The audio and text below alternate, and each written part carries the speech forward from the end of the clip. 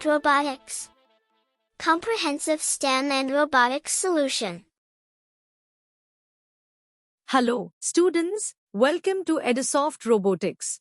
In this tutorial, we are going to create a sequence of multiple buzzes in Magic Board.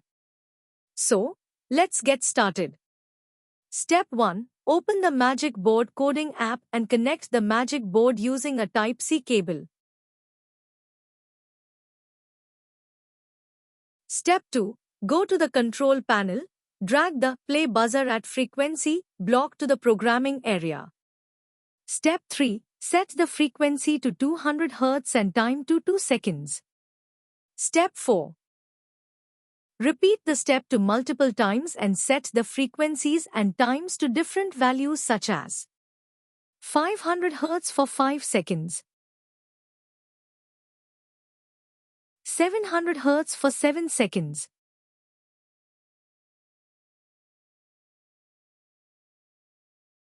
1000 Hz for 10 seconds, and so on. Step 5. Click on Play button to upload the code and see the Magic Board in action.